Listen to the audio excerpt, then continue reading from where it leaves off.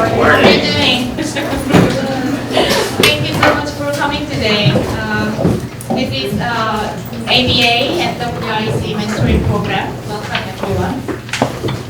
The WIC is Women's Interest Committee in Korea that was formed recently, and we are very glad to host this event today with ABA. Thank you all for the mentors who volunteered who came all over to Korea to meet our mentees here, and thank you for mentees who came to pull the way in the busy morning. I know it may not have been easy to find this location. It was a bit challenging for me, but it was also felt like a bit of similar to our potentials, which is hidden somewhere, but it may not be always easy to find. It may take a bit of effort and time to identify, which we are going to find out today too. Okay, and also I should note that today is the beginning of the exam period in Ewha University, so it's a very important moment here in this occasion. I hope our time here together will really make a meaningful impact for our future legal professionals in Korea. Before I introduce our amazing panelists, let me briefly explain the background of this program.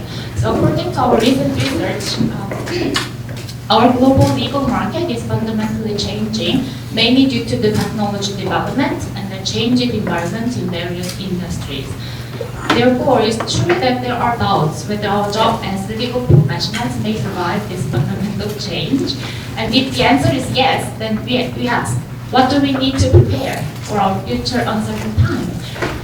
Fortunately, our mentors here are all heroes who survived major challenges in our generation, and would like to talk about our future with our next generation.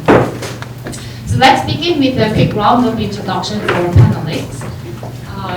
Ewha Chin is of counsel in Ingram, Ujek, Gainan, Carroll, and Metropolitan, practicing all aspects of antitrust counseling and litigation. Ewha chairs the Antitrust Trade Regulation Committee of the New York City Bar Association and is a leader of the American Bar Association in antitrust, and particularly on the intellectual property antitrust interface and in China and in international antitrust area. Jiyoung Won is currently a legal counsel and vice president of GM Korea. Throughout her career in various different global companies, she has built an extensive experience in providing legal support to all business sectors from manufacturing, engineering, and the design center in relation to auto industry. Ms. Kyowa Lee Chung has an almost 25 years of very diverse experience as a judge, a law firm practitioner, and outside director for various boards, and an in-house lawyer for global companies. In 2018, she decided to turn in-house, first at Microsoft and now at Netflix. She currently serves as a country general counsel in Netflix Korea, located in Seoul, leading the legal and public policy teams. Professor In-hyuk Jo. Thank you. Is a professor at Yonsei Law School. Prior to joining the faculty in Yonsei in 2021, she served as a judge for 17 years in various district courts in Korea, where she adjudicated on various cross-border matters. Professor Jo teaches civil law and civil litigation at Yonsei Law School. Jung-gi Kim is the president of the Korean Council for International Arbitration, KOSIA, and a professor of law at Yonsei Law School in Seoul, Korea. As a member of the Court of the International Chamber of Commerce, he also serves on a panel of arbitrators, mediators, and participating in various international organizations. His area covers international arbitration, international trade and investment, corporate governance, and good governance. Ms. Jae-young Kim is a professor at the Judicial Research and Training Institute of the Supreme Court of Korea. With With her experience as a partner at a Korean law firm in arbitration matters and cross-border litigations, Professor Kim also served as a regional deputy president in Asia Pacific of the International Organization for Judicial Training. She is extensively involved with collaboration with foreign judiciaries and judicial training institutions. Lastly, David A. Schwartz. He's of counsel at Wachtell, Lipton, Lewis and Hart. His practice focuses on competition law in mergers and acquisition. In 2005, Ms. Schwartz was elected as a member of the American Bar Association's American Bar Foundation, which is very rare in the States, and then became the chair of the American Bar Association section of international law. He currently serves as a senior advisor to the section's International Antitrust Law Committee as well, a committee he chaired from 2010 until 2013. Okay, it was a long introduction. Let's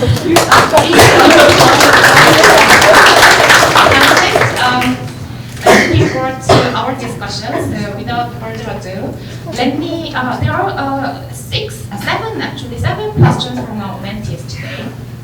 So it would be better to, if you can discuss your answer in 1 or 2 minutes for each question, if you want to go over all the questions, but it's really flexible, so you can just choose to talk about everything in one question. All the similar questions, but aiming to the, our goal today.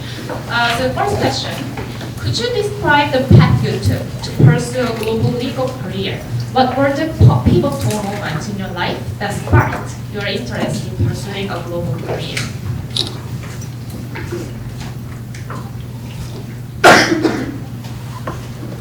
Okay. First of all, it's wonderful to see everybody here. It's like a great echo there. Personal life, so. Here we go. Is that better? Yes. I feel like I should have broke out into song or something. You would all leave if I began singing. And not much the wiser. What was that? And not much the wiser. No, and not much the wiser, exactly. So, how my path to international legal leadership.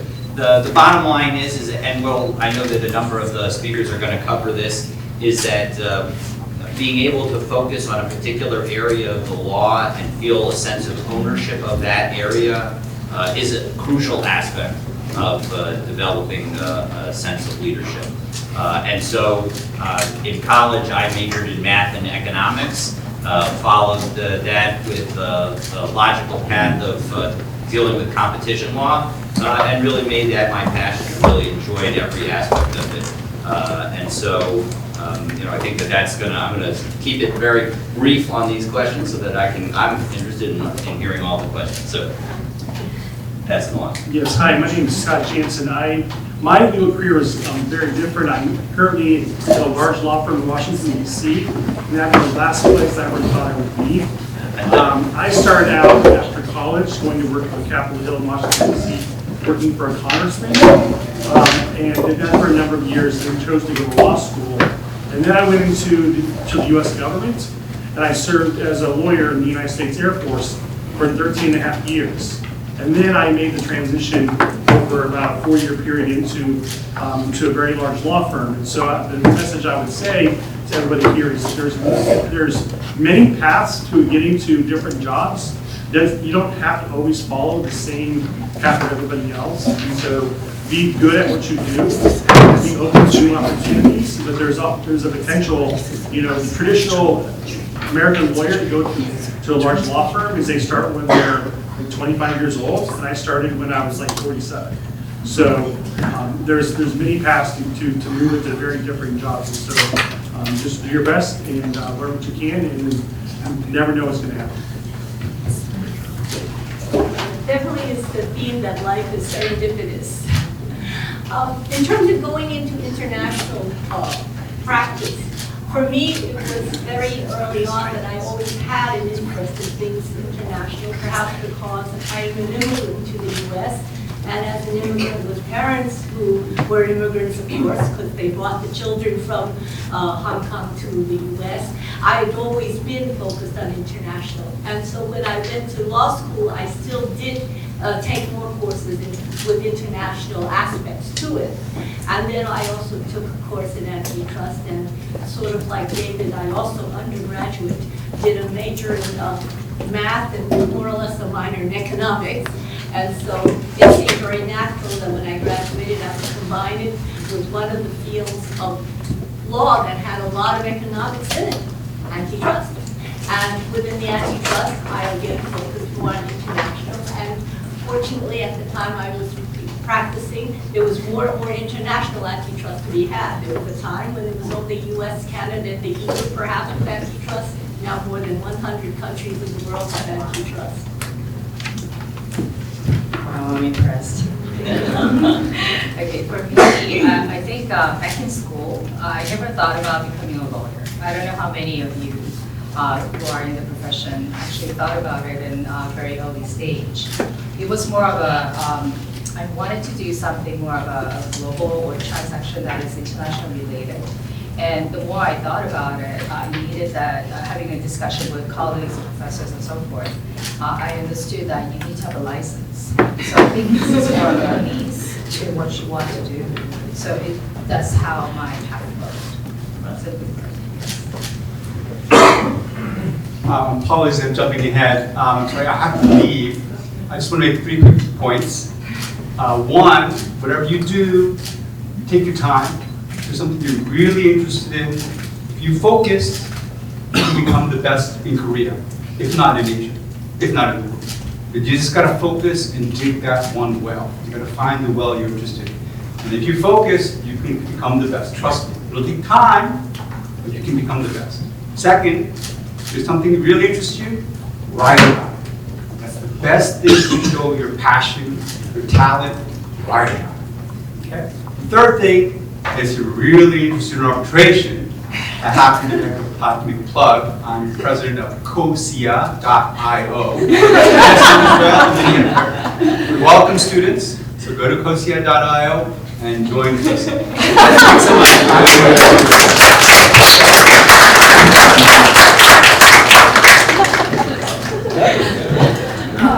Nice to see you all, and as long as kind of introduced, I seem like very international person, but as some of our panelists said, I've never dreamed about being a lawyer or being international. As looking back, as the famous Steve Jobs said, his life is all about connecting the dots. So now I think, although I have never dreamed about it, I have kind of planted the seed. I studied literature and language in my undergraduate, and I'm a graduate of Ewha Women's University. So that's the and but when I was doing my literature studies, I found my interest in law. I took some legal courses, and those were very interesting. So I took some courses. Then, when I graduated, I didn't know what to do, so I did my master in international law. So then I got my first job at the government organization as a researcher. Then I went to a law school because maybe I needed a license.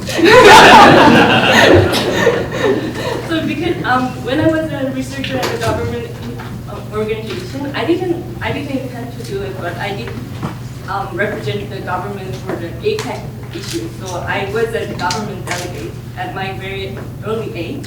So that's a start of my international career, maybe.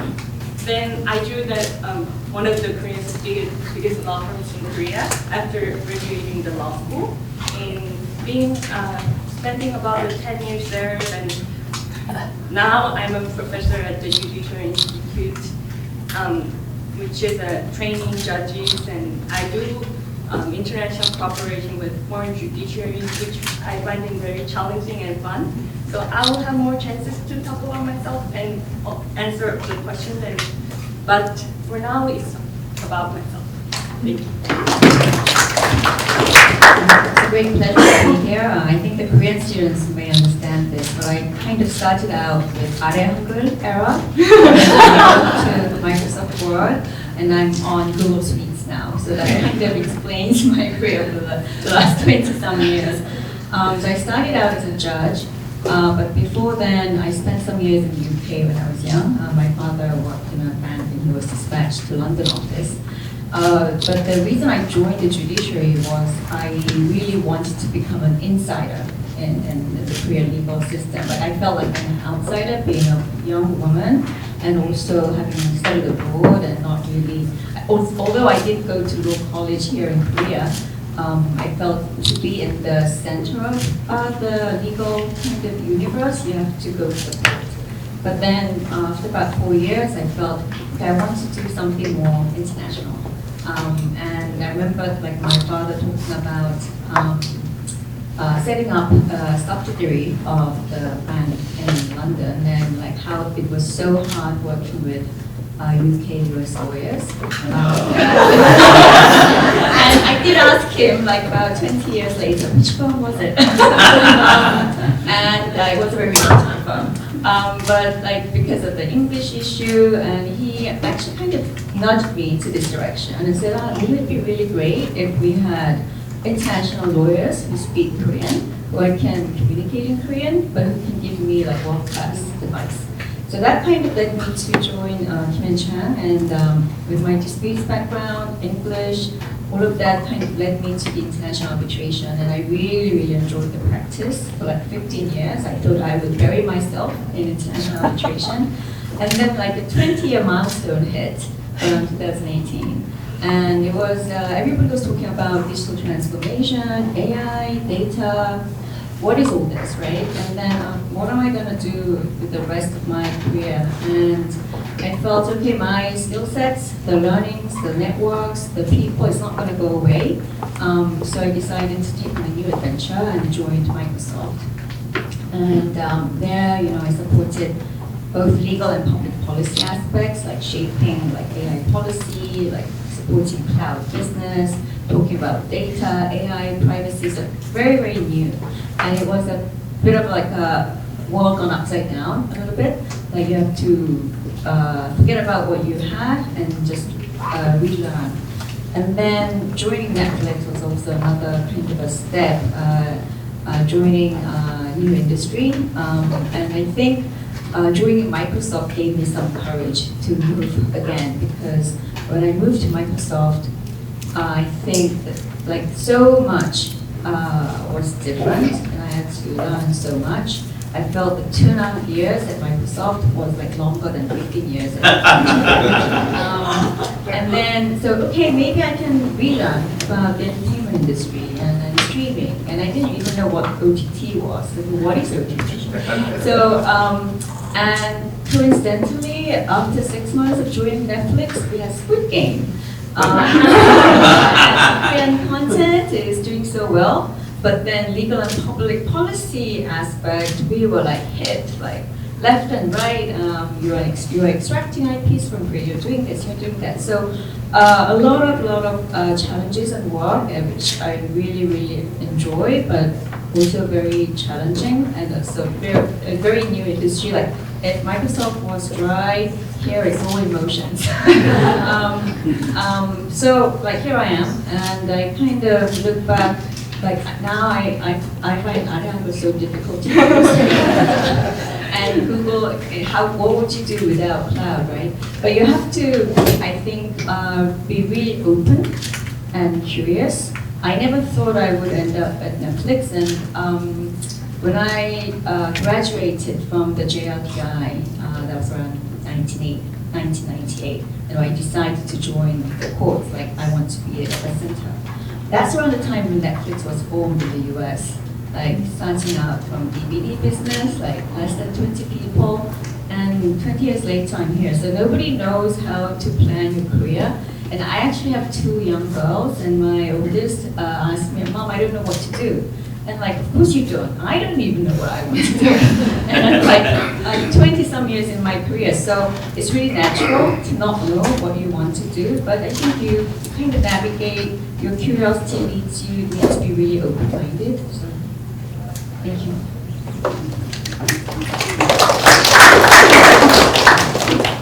Yes, good morning. It's very nice to meet you all. I'm Young Cho. I'm teaching civil law and civil litigation in Yonsei Law School. And the question was how to pursue a global career. So I'm not sure I'm in a proper position to answer the question because I worked as a judge in Korea in various district court for 17 years and now teaching the Korean civil law in a Korean law school. So,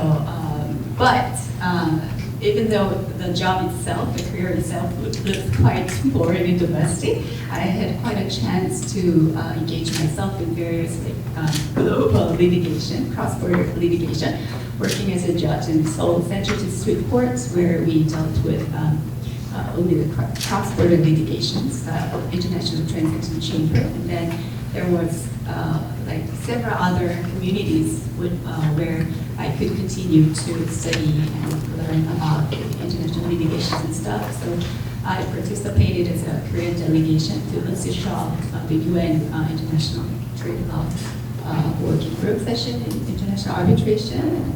After coming to law school, I'm also serving as an international arbitrator in the KCAP. So, even though the job itself looks domestic and boring, we always have a chance to work as a global practitioner.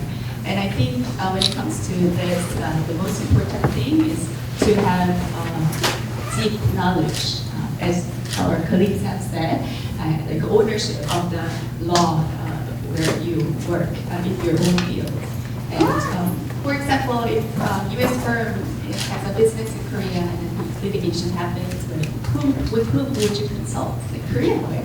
And if a Korean company wants to open a business in U.S., who would you consult with? U.S. lawyer.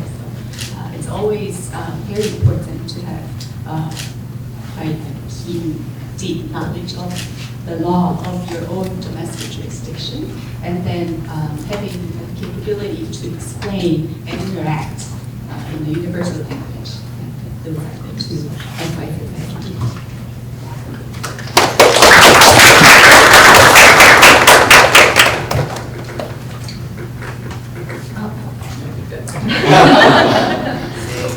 Let me know if you want to see. Thank you so much. Thank you so much for your very, very interesting and dynamic stories. It feels like we can be anyone in the world with these panelists, right? So I noticed that our panelists prefer to cover things comprehensively, so I'm going to combine 3 questions. You can cover you can cover different things in one story. So from question number 2 to 4, it's about unique challenges that you can face in as an international practitioner in your organization. And there is a challenge, but there must be something that excites you really, despite the challenges. So what would be that? And also, what would be the skill and quality? You already answered some of these questions, but skill quality you think that absolutely necessary. Please let's introduce those to our ladies. Thank you. Okay, so skills and qualities. Challenges. I'm not good with 3-part questions. There's a reason that in the United States you get in trouble if you ask a 3-part question in court. So I'll begin with the following. I think that the first is that I just want to make sure that everybody here knows that if you are a law student, wherever you're a law student, membership in the American Bar Association is free, and membership in the International Law Section of the American Bar Association is free. And I think that one of the points that was made about writing is that as a member of the American Bar Association and the International Law Section, you can join, also for free, any of our 53 committees. And those committees are very active in various areas of the law. And so you can find, again, I think that you've heard from everyone here that finding the area that you're passionate about, that you love, that you want to investigate further is a first step. And at the same time, be open to wherever that may lead you. And so I want to just, first of all, emphasize the fact that if you do that, if you join the ABA and the International Law section and the committees that we have, you can actually write for them and on some topic. You will see regularly people asking questions or asking for written suggestions for a newsletter or for a year in review report, and those are all opportunities where you can raise your hand. I like to say, as I said to some young lawyers in the opening room where there were some drinks before, that there's an opportunity to, that you can, we have a very flat section. And what I mean by that is that if you raise your hand, everybody will be able to see. And as a result, we'll call on you and ask you to participate, ask you to get involved. And so it's really very simple to get more involved in whatever area of law you would like to be involved. And the other nice thing about being involved in the various committees is that you'll see the writings of other people, and you'll have a chance to get that deeper knowledge. And so I think the challenges that we all face is sort of like, what's the next step? And what am I going to do from here? And we don't always know the right answer, but if we talk to people and have the opportunity to hear from people like the people on this panel, you'll come up with that right next step. You'll hear elements. You might not be what I'm saying, it might not be what any individual is saying, but you'll take elements of all of it and combine it to find the right thing for you. And I think if you take all of that in, I know that you'll find the right place, the right path. I have just a few comments. First of all, I think if you want to be involved in international trade or international engagement, language is very important. So the ability to obviously speak your own language, but to speak other languages. In my law firm, there are times projects come up where they need someone to speak, in a different language that's English, and to have that ability. So if you're interested in or good at languages, it can certainly help. It might open other opportunities for you, just because you don't have to have any experience in that legal area, but if you can read, write, and understand the other language, whatever it may be, that kind of brings a value added. The other thing too, I think there's value in mentoring and seeking out mentors or people that are further along in your career. It could be an area that you have no idea, but you're interested in that topic, to try to find them and reach out. And it's especially when you're in school or a young professional, a lot of people are willing to, because they've been given that help, that assistance many years back. So trying to build your network. And just send them an email, explain who you are. You'd love to meet them, learn about your career path. And then from that, maybe you can develop a friendship, a professional relationship. I got my job 7 years after I had a relationship with my now boss. It was because I had, there was shared experiences, but so there's many things you can do. And some of these mentors can actually open doors to their network of people. And it will help if someone else makes a recommendation on your behalf. I'm trying to remember as best I can this multi-part question. So I think I remember 2 parts, challenges and skills. But they are very connected, because in many ways, every challenge is an opportunity. But your ability to take advantage of an opportunity depends on your preparedness to take advantage, your skills. So therefore, it really goes back to what several of us here have already said, that the fundamental thing is to make sure that you have a skill that you are really very interested in having. I happen to really like antitrust, so therefore I really tried to learn a lot about it and to really feel comfortable with it. And that really was very important when challenges came up, and which in turn to really opportunities to really take advantage of those opportunities. And it also ties back to being the networking and developing relationships, because for me, my first law firm out of law school that I joined after many years of being there blew up, literally, and made the newspapers when it failed. But because I did have, I like to think, a solid background in antitrust, it was also an opportunity to take my skills elsewhere because there were other companies at the time that really was looking for antitrust skills in-house. And I went in-house and had the benefit of that experience in-house. And then going back to networking and keeping in touch, after several years, I moved moved back to private practice. I changed cities, and then I also not only changed cities, but went abroad. I went abroad to New Zealand, to Japan, and 4 years here in Seoul. But for me to be able to continue to practice as a U.S. practitioner, I also had, therefore, an affiliation with a U.S. law firm, and that law firm was founded by partners who knew me from the first day I began the practice of law. So again, it ties back to your network, but your skills. I like to think that they would not have wanted me to join them remotely for so many years if I did not have the skills that they felt comfortable with. Thank you. So, by the way, I'm also EPA graduate, so I don't know. So, actually, I've been hearing, and I already heard all positive buzzwords earlier in the conversation. Being open-minded, the networking, the language issue. So maybe I could just add on to it and piggyback on a daily, sort of like a daily life sort of what we need to encounter and the challenges, whether that be in the firm life or in-house and institutions or schools and so forth. And as a student as well. I think, and I like the word you mentioned about the intertwined connecting in terms of the skill sets and in terms of how we communicate. That is the key.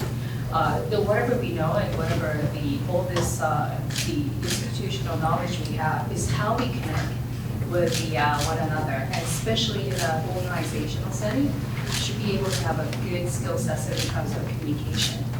Whether that be the clients to the clients or your colleagues and so forth, because at the end of the day, for one to resolve an issue, you can't be doing it by yourself. You need together to do it together. And I think the key from a council perspective is, I think we need to be more moderate and be able to be more of a listener. I think that is the key from my perspective. And be able to work as a partner, as an advisor, a true advisor to our business, versus to be seen as a counsel, right? To be seen as a lawyer. Because the moment you're seen as a lawyer, the tendency is people have a view that you'll start interpreting the law per se only, but that's not the case. We should be there to resolve it together, and that is the expectation. So just wanted to share that. Thank you. Thank you so much. And I would like to echo everyone's comments and share something about my experience. And David mentioned about the ADA International Law membership. Free. I was listening, and maybe I should be a member. And then I just remember that I did sign up for the membership a few years back. Because this is a fourth time myself attending ADA conference. So this is also about this connecting the dots. I wasn't expecting myself being a mentor in this ADA conference. So I find it's very interesting, and I am very thankful.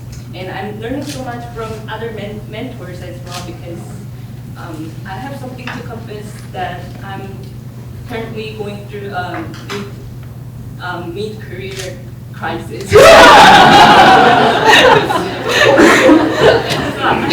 So actually I want to share that the career itself is a very long time, so it's a long run. So it's not a sad thing. So you constantly move one organization to different organization. Maybe you change jobs, but you have to have your belief in yourself, and you have to have your expertise in whatever area you're interested in, and then that will lead you somewhere.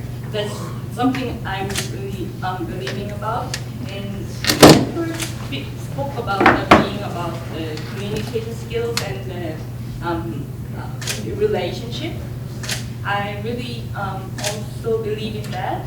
And I wanted to add one thing to that, which is legal market, and especially at a law firm, it's very competitive. So sometimes you consider your colleagues as a competitor. I myself have been in that way as well. But looking back, I think they are very valuable relationship and very I don't want to frame it as an asset, but they will help you in somewhere, and they are very crucial. They will be very crucial fruit or helpful in your career path. So whatever you do, I think be good to your colleagues and and communicate well. I'd like to echo what everybody said. And as for ABA ILS, this is my third time actually at the conference, and I think I was not sure whether it was New York or DC, but like 8-9 years ago, I did attend the ABA ILS in the US, and it was one of the most fulfilling conferences. The program was so good, and then I think I was in Beijing a few years later. Yeah, you were right. Yeah, and this is my third. So, and I remember discussing how do we bring ABA ILS to Seoul, and I'm glad you're all here. As for the challenges and opportunities and so forth, I wanted to also focus on communication. Networking, mentoring, they're all very important. And as for communication, especially in a global organization, it's not only a language issue, but understanding where the other person is coming from, right? So cultural backgrounds, legal backgrounds, the situational backgrounds, how you look at the issues from 3,000 feet up and you're down on the ground. So there are a lot of different perceptions on one issue. And so you cannot really assume everybody's on the same page. And in order to get everybody on the same page, you really need to communicate well. And that is a skill set that I think is critical for your success in a global setting. And when I interviewed for Microsoft, one of the interviewers asked me, you've been doing international arbitration or disputes for 20 years, you don't have any in-house experience. And at Microsoft, we don't have any international arbitration. So you won't be able to do anything of your specialty, and you have to become jack of all trades, master of none, and do everything. Do you think you can handle it? And I kind of got over that question and got in, right? But then the international arbitration is actually bringing a lot of people on the same page from different backgrounds. You have arbitrators from different jurisdictions. Your clients may be from the US or Germany or France, arguing under Korean law, trying to persuade the arbitrators from other jurisdictions on what Korean law actually is. So it's a lot of communication and interpretation and bringing people on the same page with important issues. So I think that kind of skill set really, really worked well for me. And so you cannot really overlook what you learn in that stage of career. I think you learn anything and everything, even though it feels a bit irrelevant at the time. So communication coming from different cultures is very important. So for example, Asian people and Koreans, they tend to think a lot before they speak, right? And you kind of think, if I speak this, will I look stupid? There's a person senior to me in this room. If I speak, would that person be upset? So it's a lot of thinking, and you're quiet. And the Westerners, they're so timid. They're so reactive. They're I don't know what they're thinking, And if you get too aggressive, they could be, that person doesn't have any thoughts or opinion. But we all do. Everybody has an opinion. But how do you kind of voice that out so that you kind of retain that humbleness that you want to retain, but you don't show up as timid or reactive? And from the Western point of view as well, talking, talking is not really solving the issue, right? It goes both ways. It goes both ways. So you have to kind of really communicate well and build trust. I think, being good to your colleagues, networking, it's all parts of building trust and be kind of showing up very authentically. So I think all of that will go well in your career. Thank you. I think our colleagues have already mentioned everything. And I think we can summarize it. Just work hard, be a good person. Yeah, but it's really true. Like everything you need to learn, you learn it in kindergarten. Work hard and be a nice person, a good person. And I think the first part, working hard, we are all already somewhat older generations, and people say the younger generations they just lose that part a little bit more. Just working hard culture, like they don't enjoy working hard part. But at least, yeah, I think it's true. And if you are working in a creative field, like it might be true, but at least in legal field, I think still the working hard part matters a lot because the pure volume is quite, yeah, even in the creative sector, yeah, even in Netflix, yeah, the sheer volume is just great. So we have to work hard and be a good person. And if I love to, I just want to add just one more thing.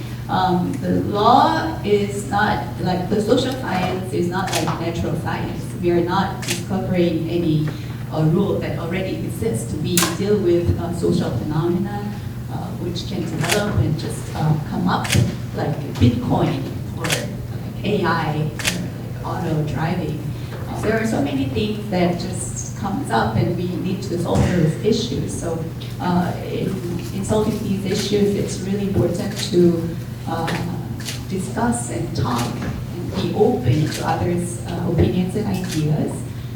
So yeah, just be a good listener and a good person. I just want to build on some of the things that were just said, because all of you are doing one of the most important things in order to get to the places that we're talking about. And that is, one is that you're here and that you're going to participate in conversations.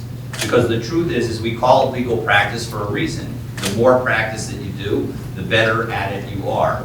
And that really is so true for being able to be a good listener, and to be able to be a good communicator, and to be able to be a good speaker. And so all of those things take practice.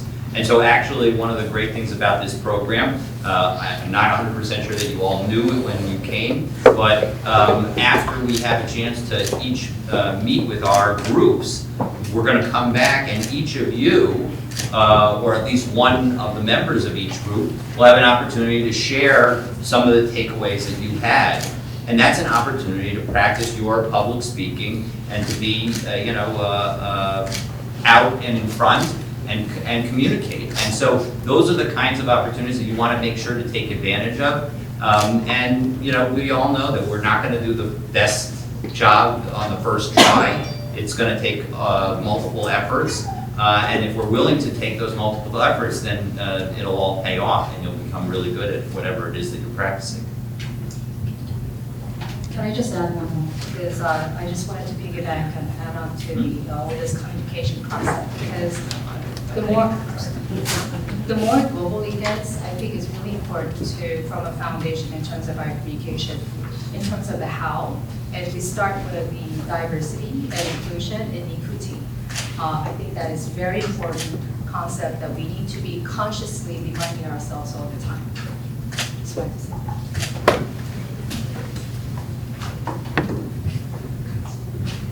Thank you so much. By this time, you may have noticed that our panelists are really multi-players who answer all our questions at the same time and advertising our organization, which we need to learn from, actually. And I really echo all the valuable, really well known, which is very true too. It's very important to build the trust with each other. It's not only about the language, and for that reason, I think it's very important to share quality time together to understand each other from different culture. And that's all about today's program. So stay tuned. Last question, again combining three issues. Yeah, you can do it. You can do it. Start from this end.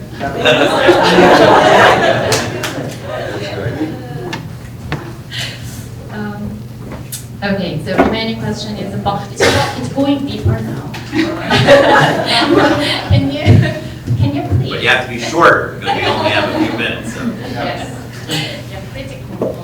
Can you share your know-how, how to build a network, your true know-how? And following question would be, once you applied your know-how in your practice so far, would it be continuing to be applied in the future when we develop the technology? Oh. It's very unfortunate that I have to answer. Very difficult question. Now you know how I felt, being the first one. Well, I'm not sure if I have a person with a broad network, but I try to keep a network of very core groups like the needs. So whenever I have a question that I'm not sure, like I have a small group of friends I can always contact and discuss with. And, I think whether we're working in a court or a law firm or in-house in a company, like we always need to have a core group where we can just discuss any issues without any reservations or difficulties, and the group which can give you very helpful advices.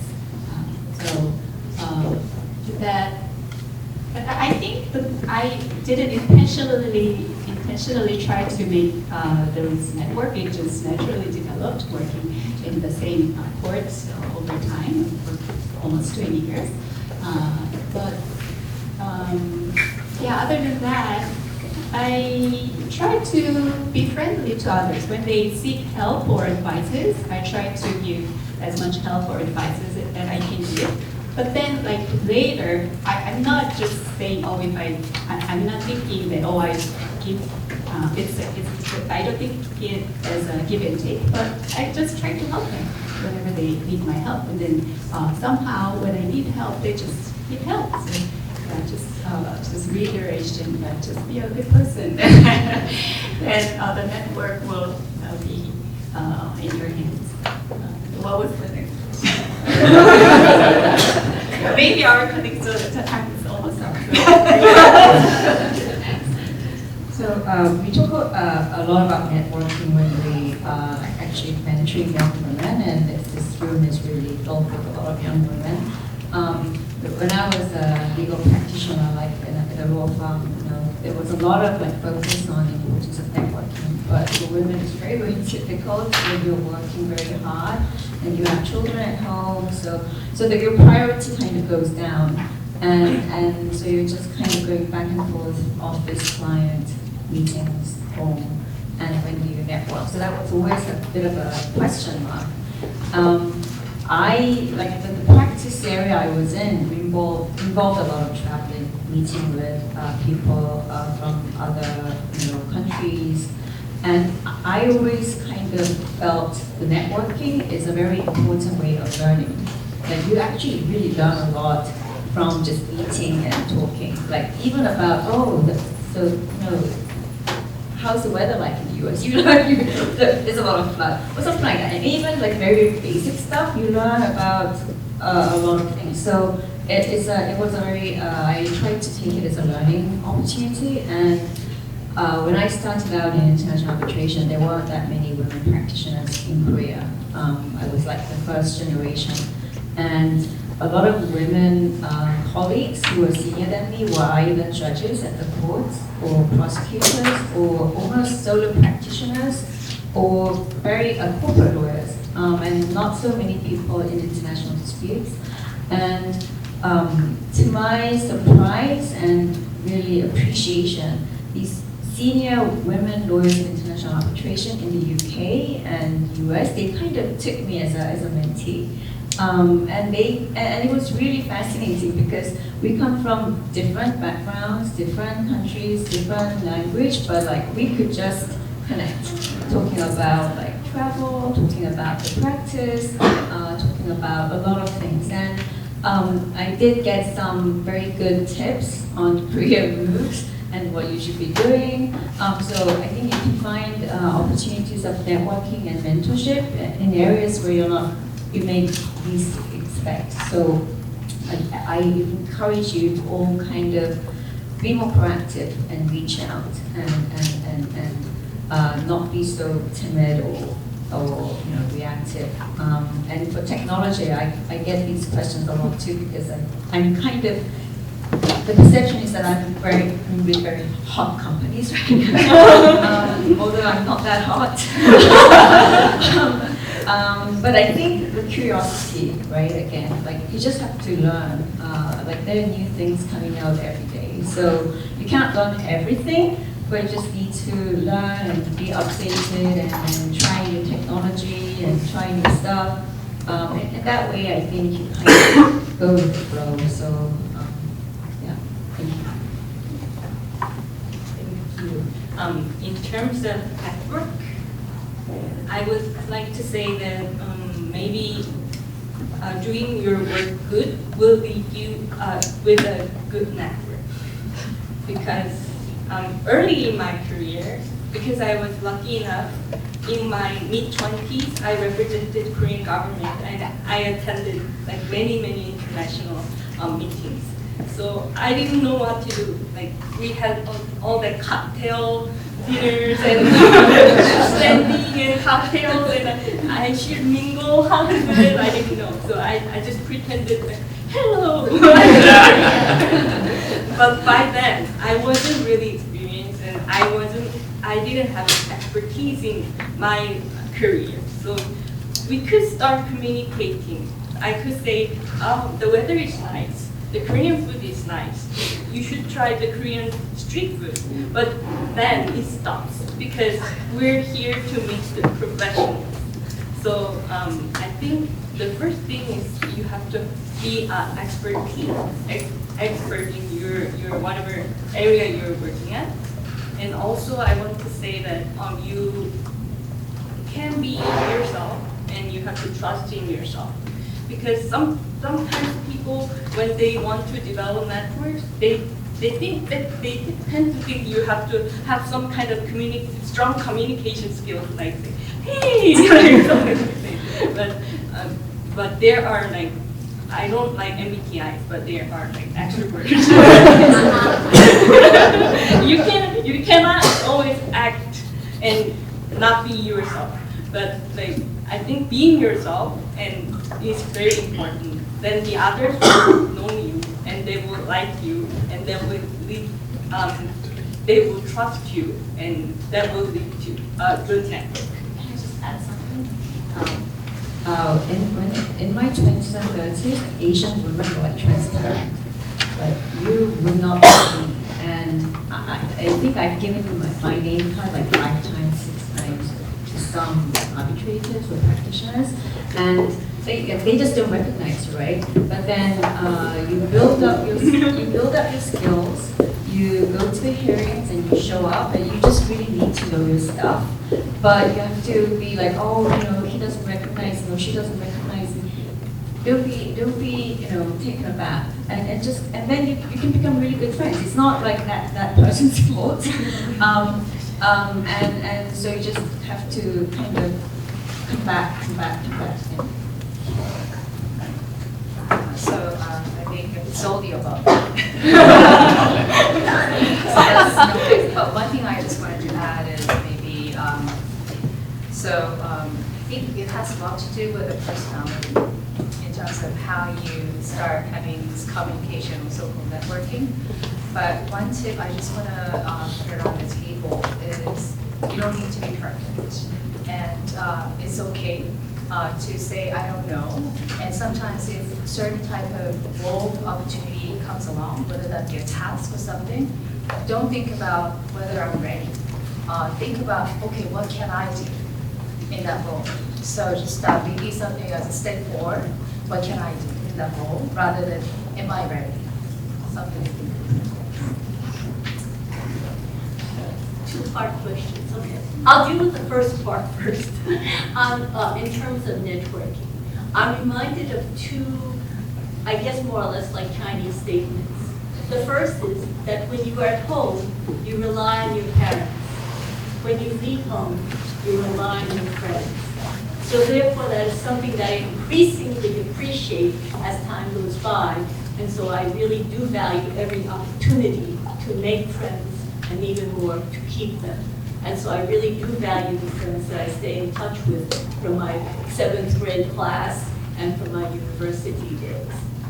And the second is another saying that says, amongst any group of 3, at least one will be my teacher. So in other words, any group of people that you meet, there will be something that you can learn from them. And that is a way of being able to network by trying to really talk to people and try to figure out what you may be able to learn from them. But of course, you should reciprocate, and that also means you better have a skill that you may be ready to be able to offer to them as they share their knowledge with you. And in that way, you may be able to build your network too. And in fact, the friends that I keep the longest, I am the black sheep amongst my friends because I'm the only one who went to law school. And so when I graduated, the group of friends gave 3 of us literally sheepskins. One had a nice white sheepskin, one had a nice gold sheepskin, and one literally had a black sheepskin. You can guess who got that. But in any event, it also ties in terms of how do we deal with the changing environment of technology and things like that. And that harks back to what's already been said. Have your core skills, because whatever comes up with your core skills, you can deal with the new technology. Because technology at the base is really still a tool. And if you have your core skills, you know how to use the tools better and use it and become even better at your skills. In terms of networking, it's hard. It's very hard. It takes time. And so I've never been to Korea.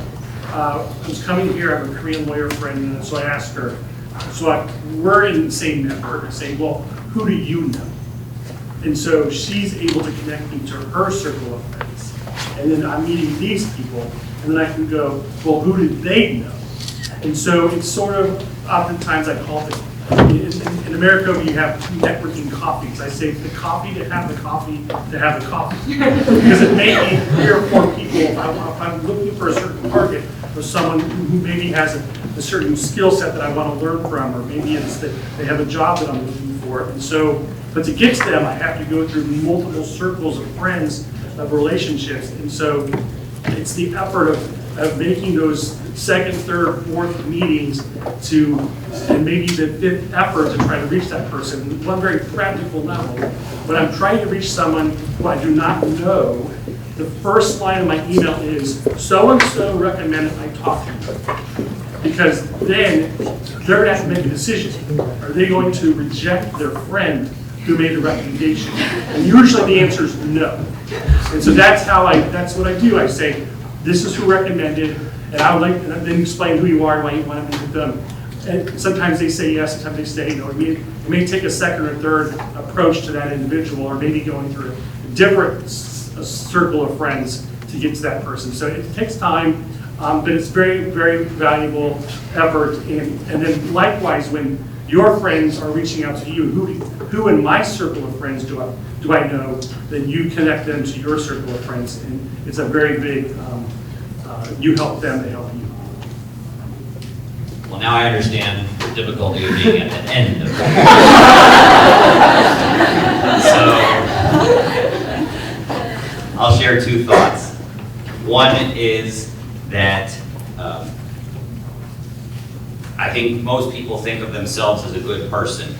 And so if you show concern for others, and are inquisitive about them and their well-being and their welfare, what's going on in their lives, they will be interested in you as a result. So that's point number one. The second is that if you would like somebody to think that they would like to do something for you, you're more likely to get that reaction if you actually ask them. That when we ask people to do something for us, it's actually quite remarkable that they actually feel more connected to you as a result of that. And so even though sometimes we think that when we ask somebody for something, well, that's gonna, use up some of my chips that I have in my connection, it actually is not the case.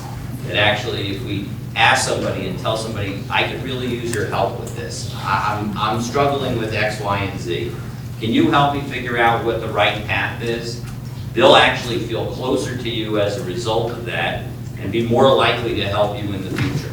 And so, using those two skills, one is being concerned about the other and emphasizing and being inquisitive and interested in them, and then second, being willing to ask for assistance. Those two things are crucial skills.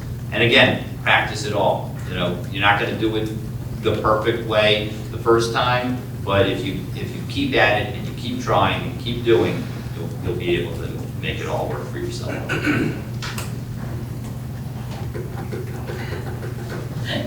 Thank you so much. I think our panelists really shared their wisdom and secrets they all have in mind. Thank you so much. It's only exclusive for the panelists.